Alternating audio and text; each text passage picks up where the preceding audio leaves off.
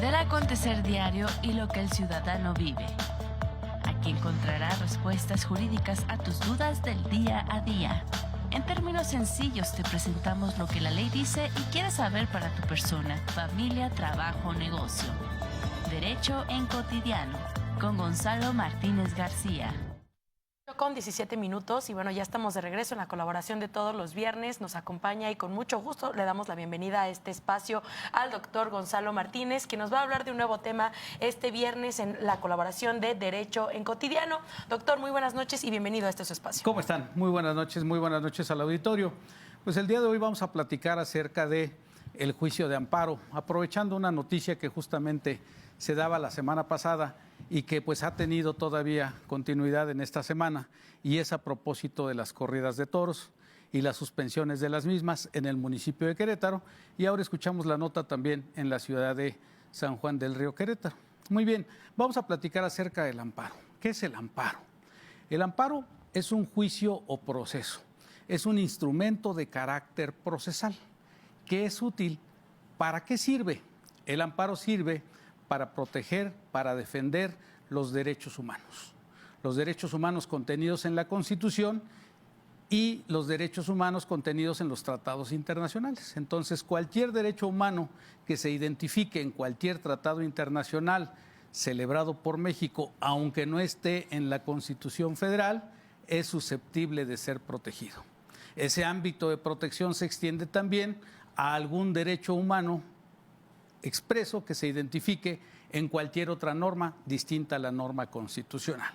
Entonces, cuando alguien considera que se vulnera un derecho humano, acude a este instrumento de protección llamado juicio de amparo.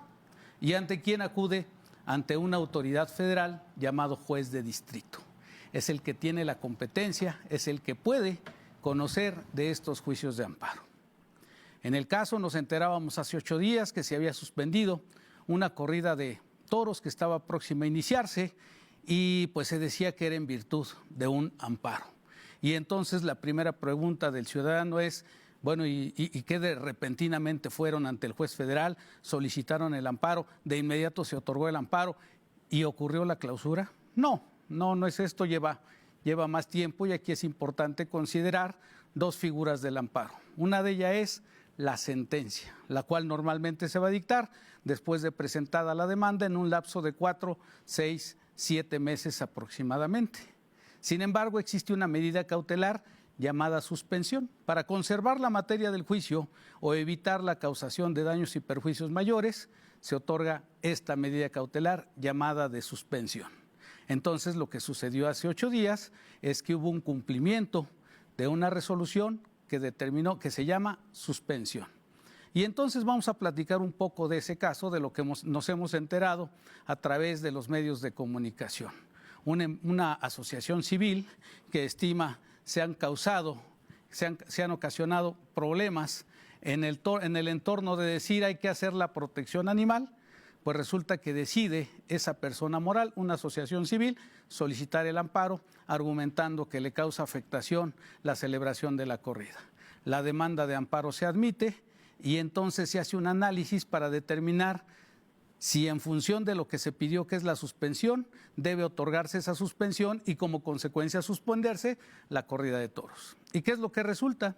Que el juez de distrito dicta su resolución y dice, bueno, en el aspecto relativo a suspender la corrida, no es procedente otorgar a su vez la suspensión.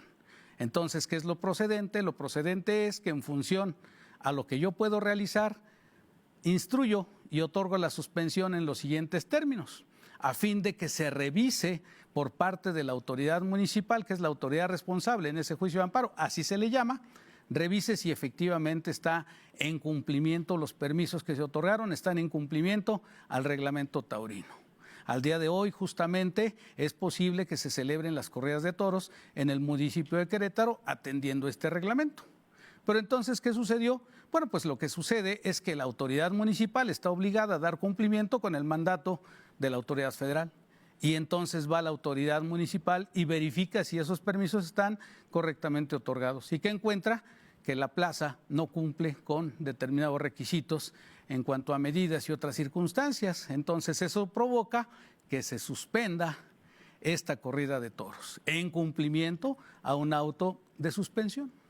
¿Qué pasa con la materia principal? En la materia principal, pues seguramente hay una controversia fundamental en el sentido de decir, por una parte, tengo derecho a que no se laceren, se lastimen, se afecten a los animales, no se celebren las corridas de toros llamados ahora con violencia, y en ese sentido hay una postura y hay un conflicto de derechos, hay un enfrentamiento frente a quien dice hay un derecho al espectáculo, hay un derecho al trabajo, hay un derecho a una actividad lícita, etcétera, etcétera, etcétera.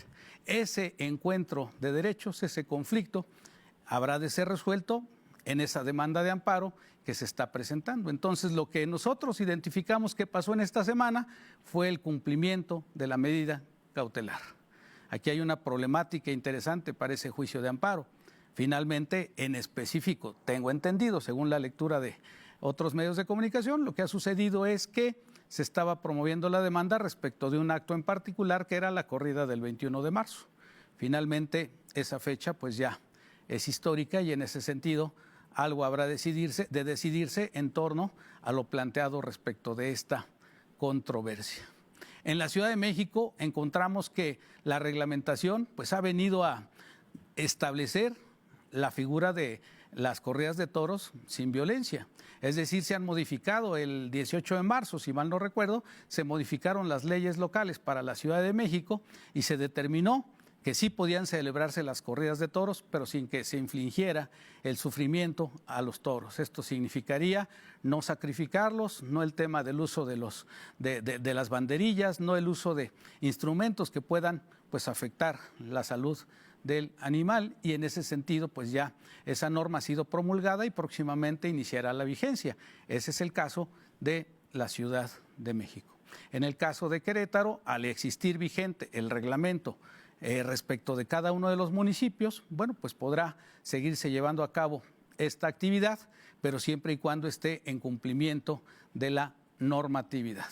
El efecto del juicio de amparo justamente es pues reivindicar, restituir a las personas en el goce de sus derechos. Y podemos encontrar en la ciudad cientos de ejemplos en los cuales es procedente un juicio de amparo para tutelar los derechos fundamentalmente relacionados con la vida, la propiedad, la seguridad personal, el derecho relacionado también con el tránsito de las personas, la libertad de expresión, la libertad de publicación, la libertad de comunicación, la libertad de asociación.